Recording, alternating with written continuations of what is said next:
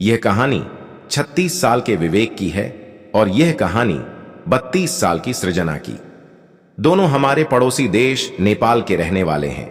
19 दिसंबर 6 दिन पहले एक विवेक की मौत हुई जिसे शायद दुनिया जानती भी नहीं। कुछ लोग जो सोशल मीडिया पर विवेक और सृजना को फॉलो कर रहे थे, बस उन्हीं हजारों लोगों को उनकी कहानियां मालूम थीं। लेकिन विवेक की मौत के बाद पूरी दुनिया में इन दोनों की बातें हो रही हैं। लोग आजकल सोशल मीडिया पर पता नहीं क्या क्या डालते हैं, सब कुछ डालते हैं, हर छोटी छोटी चीजें, जिंदगी से जुड़ी हुई हर बात। लेकिन कमाल का यह कपल था जिसने अपनी जिंदगी की सारी खुशियों को अपने दोस्तों के साथ सोशल मीडिया और खास तौर पर इंस्टाग्राम के जरिए शेयर किया। और फिर जब जिंदगी में मुश्किल वक्त आया, जब जिंदगी हाथ से फिसलने लगी, और सबसे बड़ी तकलीफ यह कि मरना तो हर एक को है, जो भी इस दुनिया में आया उसे एक दिन जाना है। लेकिन तकलीफ तब होती है जब सामने वाले को पता होता है कि उसके पास कितना वक्त है, कितने वक्त के अंदर वह मर जाएगा और कितने वक्त और उसके पास जिंदगी बची है। और यह कड़वा सच जानने के बावजूद उन दोनों ने एक फैसला किया कि जो भी होगा आने वाले 6 महीनों में, अगले 6 महीनों में, उन 6 महीनों की हर छोटी छोटी चीजें भी वे अपने दोस्तों और दुनिया के साथ शेयर करेंगे।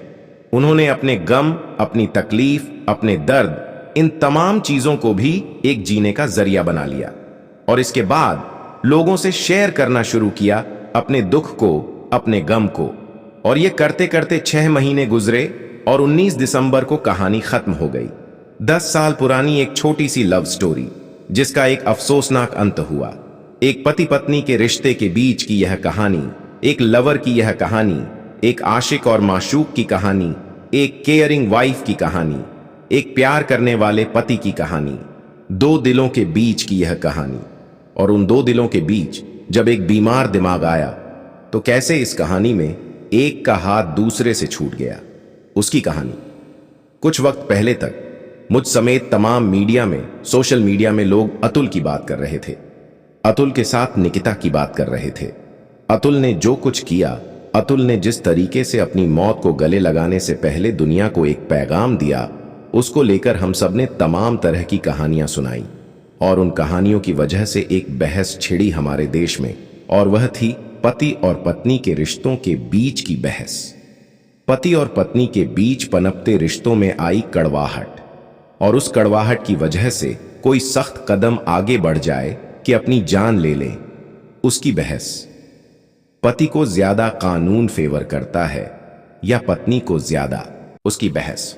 और उसी बहस के बीच में बड़ी खामोशी से एक खामोश और उदास स्टोरी आई है विवेक और सृजना की। नेपाल के रहने वाले विवेक और सृजना नेपाल में एक जगह है। नेपाल एक फुटबॉल प्रेमी देश है। नेपाल की टीम फुटबॉल काफी अच्छा खेलती भी है, कोशिश करती है आगे जाने की। अब क्रिकेट शुरू हुआ वहां तो वही एक जगह है धारण, नेपाल में। इसे सिटी ऑफ फुटबॉल भी कहते हैं और इसको मिनी ब्राजील भी कहते हैं, क्योंकि ब्राजील भी फुटबॉल का एक महान देश है। इसी धारण में विवेक का जन्म होता है 1988 में। 1988 में एक भाई विवेक का, माँ बाप, घर खुशहाल, सब कुछ ठीक ठाक। बचपन से ही विवेक को सितारों की दुनिया के रहस्य को जानने का शौक था और धीरे धीरे जब बड़ा हुआ तो उसने कहा क्यों ना करियर भी इसी में बनाया जाए। तो सितारों को समझने के लिए एस्ट्रोनॉमी की पढ़ाई करनी होती है। उसने कहा उसी की पढ़ाई करेंगे। फिजिक्स में उसकी दिलचस्पी थी। इसी दिलचस्पी और अपने सपनों को उड़ान देने के लिए उसने धारण के एक स्कूल में दाखिला लिया। उसी स्कूल में एक रोज उसकी मुलाकात एक लड़की से होती है जो उसी धारण की थी। उसका नाम था सृजना। सृजना जूनियर थी, लेकिन स्कूल एक था तो अक्सर ब्रेक में या फिर कैंटीन में या फंक्शन में दोनों की मुलाकात होती। दोनों का मिजाज एक जैसा, दोनों हंसमुख, दोनों जिंदगी के बारे में जिंदा दिल्ली से बात करते। जल्दी दोनों को लगा कि एक दूसरे के लिए बने हैं, तो दोस्ती हुई, फिर दोनों में प्यार हुआ। इसके बाद वे वहां से निकलकर कॉलेज पहुंचे। फिर दोनों का कॉलेज में साथ हुआ। करीब 10 साल तक दोनों के बीच में दोस्ती रही और इसी दौरान प्यार का इजहार भी हो गया। फिर दोनों ने फैसला किया कि शादी करेंगे। 2020 में दोनों के घर वालों की मर्जी से इन दोनों की शादी हो गई। अब विवेक और सृजना पति पत्नी थे। जिंदगी खुशहाल थी। सोशल मीडिया का दौर आ चुका था। दोनों के शौक एक थे, तो अच्छे अच्छे मैसेजेस, इंसानियत की बातें, नेचर की बातें, सितारों की बातें।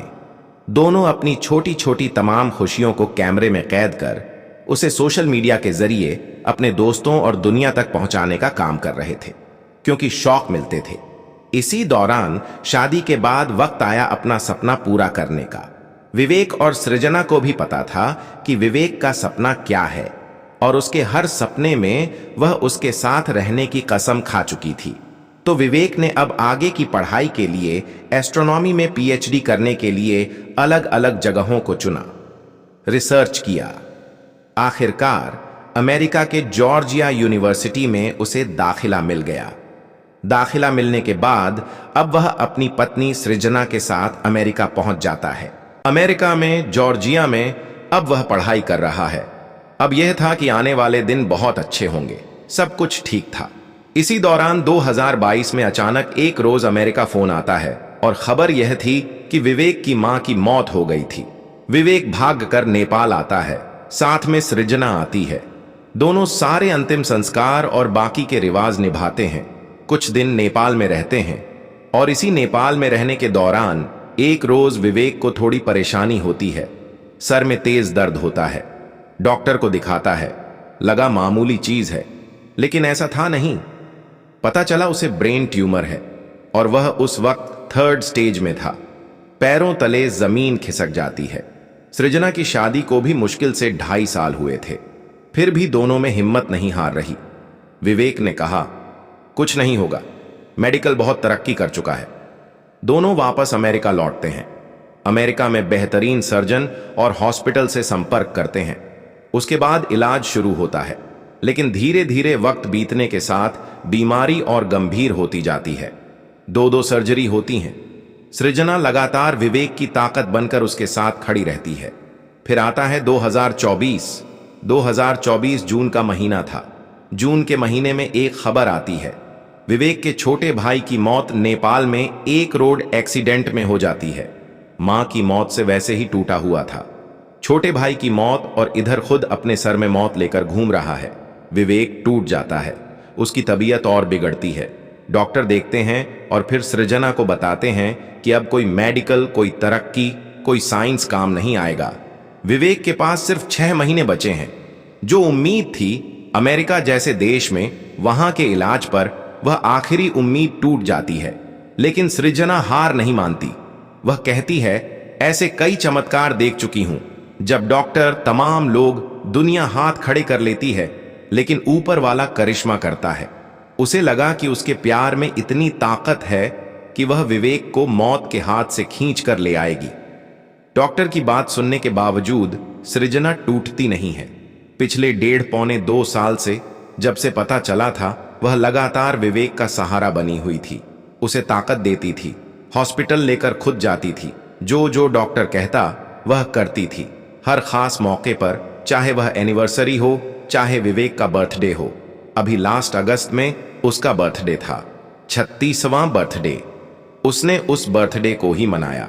उसे भी कैमरे में कैद किया, तस्वीरें सोशल मीडिया पर डाली, और उसकी हर बीमारी, हर चीज, डॉक्टर का क्या कहना, वह भी सब शेयर कर रही थी। और विवेक भी यही चाहता था। उसकी ख्वाहिश थी कि हर चीज दुनिया के साथ बांटे, चाहे खुशी हो या गम। यह सब कुछ चलता रहा। आखिरी 6 महीने डॉक्टर ने दे दिए थे। अब इन 6 महीनों में वह जून के बाद अगस्त का महीना आया। दिल में एक उम्मीद थी। लगा डॉक्टर झूठे हैं, अगले साल भी विवेक का बर्थडे मनाएंगे। और इसी उम्मीद और हौसले के साथ उसने बर्थडे मनाया। उसकी तस्वीरें शेयर की। लेकिन फिर मां की मौत का सदमा, भाई की अचानक मौत, इधर खुद की बीमारी, उधर अपनी पत्नी को 24 घंटे यूं परेशान देखना, ये सारी चीजें कहीं ना कहीं विवेक को अंदर ही अंदर तोड़ रही थीं।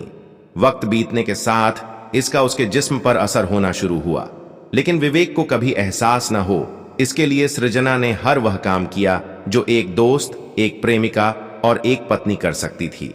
अथक मेहनत करती, रात रात भर जागती, वक्त पर दवा देना, घर भी चलाना, उसे भी देखना, हॉस्पिटल जाना, हॉस्पिटल से घर आना, तब भी बाकी जिम्मेदारियां निभा रही थीं, लेकिन चेहरे पर शिकन नहीं थी। यहां तक कि जब विवेक की बीमारी की वजह से उसके सर के बाल काटने पड़े या नहीं रहे, तो विवेक को सिर्फ यह यकीन दिलाने के लिए कि तुम बिना बाल के भी बहुत अच्छे लगते हो और मैं भी वैसे ही रहूंगी, उसने खुद अपने बाल छोटे कर दिए, सिर्फ विवेक के चेहरे पर हंसी लाने के लिए। एक छोटी सी चीज थी, लेकिन सोचा जाए तो बहुत बड़ी थी। यह सब चलता रहा। उसने अपनी पूरी दुनिया ही कुर्बान कर दी अपने प्यार को बचाने के लिए, लेकिन वक्त बहुत जालिम था। वक्त के आगे कुछ टिकता नहीं है। 19 दिसंबर, यही वह तारीख थी जब सेहत लगातार गिर रही थी। बीच बीच में कई बार विवेक थोड़ी देर के लिए मौत जैसा महसूस करता, यानी नींद में होता। लेकिन 19 दिसंबर को जब वह सोया तो फिर तमाम उम्र के लिए सो गया। जो एहसास था कि शायद जागेगा, हर दिन ऐसा होता था, लेकिन 19 दिसंबर को ऐसा हुआ नहीं। उस दिन के बाद सृजना की यह पूरी लड़ाई खत्म हो गई। लेकिन दोनों पति पत्नी ने और दोनों प्रेमी प्रेमिका ने एक वादा किया था कि वे हर खुशी और गम को शेयर करेंगे। तब भी उस वक्त कुछ लोग थे जो इन सारी चीजों को कैमरे में कैद कर रहे थे। वह आखिरी घड़ियां, वह आखिरी पल, वह अस्पताल में सृजना का बेहोश होना, उसका चीखना, विवेक की लाश से गले लगकर रोना, उसकी चीजों को छूना, उसका तकिया, उसका बिस्तर, ये सारी चीजें कैद थीं। जो भी वहां आसपास थे जॉर्जिया में, उस दिन उनका भी कलेजा फट गया था। लेकिन मौत को कौन टाल सकता है। अब इसके बाद अंतिम संस्कार की बारी आई। 10 साल पुराना प्यार का रिश्ता, 4 साल पुरानी शादीशुदा जिंदगी का रिश्ता और 2 साल जिंदगी और मौत का रिश्ता। आखिरी 6 महीने जो डॉक्टर ने दिए थे, वह आखिरी 6 महीने का रिश्ता। सब खत्म होने जा रहा था, सब टूटने जा रहा था। लेकिन इसी बीच और दिक्कत थी। दिक्कत यह थी कि अपनी सारी चीजें, अपनी सारी जमा पूंजी सृजना ने विवेक के इलाज पर खर्च कर दी थी। जो दोस्त थे, कुछ हमदर्द थे, वह मदद कर रहे थे। लेकिन अब आलम यह था कि उसके लास्ट राइट्स के लिए या फिर कंडोलेंस मीटिंग के लिए भी पैसे नहीं थे। अमेरिका जैसे देश में काफी खर्चीला होता है, मतलब वहां मौत भी खर्चीली है। आपको चाहे अंतिम संस्कार श्मशान में करना हो या कब्रिस्तान में, महंगी कीमत होती है। तो कुछ लोग आए, कुछ हमदर्द आए। एक मुहिम चली, गो फंड मी, और इस गो फंड मी के जरिए विवेक के लास्ट राइट्स और फिर प्रार्थना सभा के लिए जो खर्चा होना था, उसके पैसे जमा किए गए। बहुत सारे लोगों ने मदद की। करीब $18,000 कलेक्ट हुआ और $18,000 से विवेक की अंतिम रस्में और सारी चीजें पूरी की गईं। 19 दिसंबर के बाद आज 26 दिसंबर बीत चुका है। आज क्रिसमस है। पिछले साल जब क्रिसमस था, तब विवेक और सृजना ने जो क्रिसमस मनाई, उससे पहले जो मना, उसकी भी तमाम यादें रिकॉर्ड थीं। लेकिन यह पिछले 10 सालों में पहला क्रिसमस है जब इनमें से एक तो है, दूसरा नहीं है। पूरी दुनिया और जितने भी लोग इस कहानी को जानते हैं, आज सृजना का नाम ले रहे हैं, तारीफ कर रहे हैं। जानते हैं वजह क्या है?